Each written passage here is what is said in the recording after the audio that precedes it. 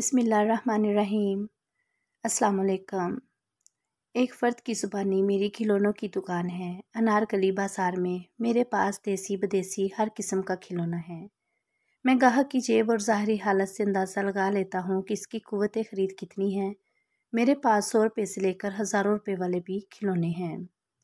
काफ़ी दिनों से मैं ये नोट कर रहा था कि कोई मुसलसल मेरी दुकान की निगरानी कर रहा है।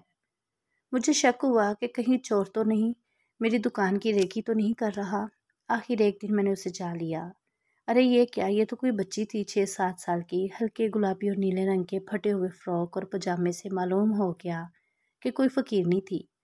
मैंने उसे डांट कर पूछा, ओए तू मेरी दुकान में कब घुसी? उसका रंग उड़ गया, बेचारी थर थर काँप रही थी। मगर मुझे कोई तरस नहीं आया। ये सब फ़कीर जानकर अपने बच्चों को ऐसी हालत में रखते हैं ताकि लोग तरस खाकर ज़्यादा भीख दें। दुकान से कोई चीज़ तो नहीं उठाई? वो नफ़ी में सर हिलाने लगी। इसकी आंखों में आंसू भरे हुए थे। अगर दोबारा इधर नज़र आई तो बहुत मारूंगा और पुलिस में भी दे दूंगा। चल दौड़ जा यहाँ से। दुकान में ग्राहकों की मौजूदगी की वजह से मैंने उसे धक्के देने से गुरेज किया। वो मासूम बच्ची दौड़ती हुई मेरी दुकान से बाहर निकल गई। चोर होते हैं जी, दुकानों में घुसकर दुकानों का सारा हाल मालूम करते हैं, फिर इनके बड़े दुकान लूट लेते हैं। मेरी दुकान में खड़ी बेगमात ने मेरी हाँ में हाँ मिलाई। अगले दिन मैंने जब दुकान खोली तो वो दुकान के बाहर खड़ी थी और शोकेस में लगे खिलौनों को देख रही थी। तू फिर आ गई? साहब जी मैंने सुनी अनसुनी कर दी। ए खिलौना कितने दा है? ये खिलौना कितने का है? उसने पंजाबी में पूछा। मैंने इसे जवाब न दिया। वो फिर बोली, साहब जी तू इधर से जाती है कि नहीं? मैंने उसे बाजू से पकड़ के पीछे धकेला। गंदे हाथ न लगाना शीशे को। वो जोर का झटका लगने से गिर गई। कमजोर सी थी। ओ वाला खिलौना कितने दा है? अब की बार उसने दूर से इशारा किया।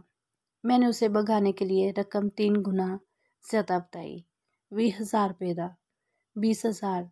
ये इंसानी फितरत है कि गरीब को इसकी गरीबी का एहसास दिलाने और अपनी बर्तरी साबित करने के लिए हम अमीर लोग अक्सर अपनी कम कीमत अशिया की कीमत भी ज़्यादा बताते हैं।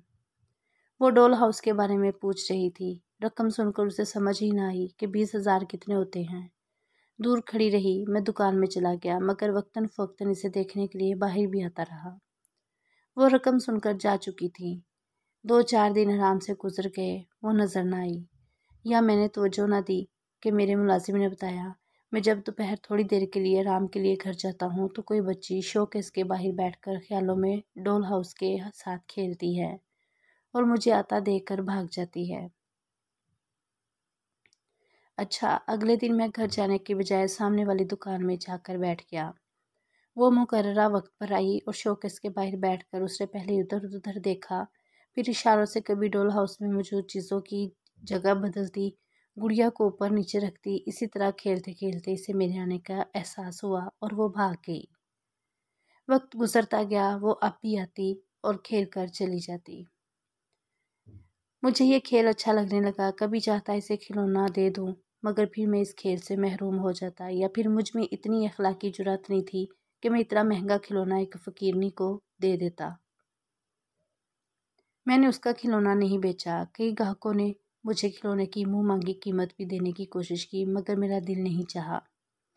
मेरे सामने उसका मैला सा चेहरा आ जाता और मैं चाहते हुए भी डॉल हाउस बेच नहीं सका। उसने आना बंद कर दिया है। साल भी तो कितने बीत गए। मेरे बेटे ने डॉल हाउस को शोकेस से हटाने के लिए कहा तो मैंने कहा, हटाने नहीं दिया। हो सकता है वो आए, मगर अब तो वो बड़ी हो गई होगी। एहसास नदामत जीने नहीं देता। काश मैं उसे डॉल हाउस दे देता। इसे ढूंढने के लिए कच्ची बस्ती भी गया। वहाँ तो सबकी शक्लें एक जैसी हैं, वही गंदे मैले के चेहरे और फटे पुराने कपड़े। मगर फिर एक दिन वो आ गई। मेरी दुकान में एक नौजवान लड़की दाखिल हुई। उसके रंग ढंग से लग रहा था कि तल्लुक उस बाज़ार से है जिसे हम शरीफ अच्छा नहीं समझते। साथ उसका मुलाजिम भी था। ये गुड़िया घर खरीदना है मुझे, वो बोली। 20,000 इकट्ठे करने में बहुत टाइम लग गया मुझे, पर शुक्र है तुमने इसे बेचा नहीं। इसने गमज़दा मुस्कुराहट के साथ ये जुमला बोला। डॉल हाउस बिक चुका था और कीमत थी मेरा ताहयात एहसास नदामत।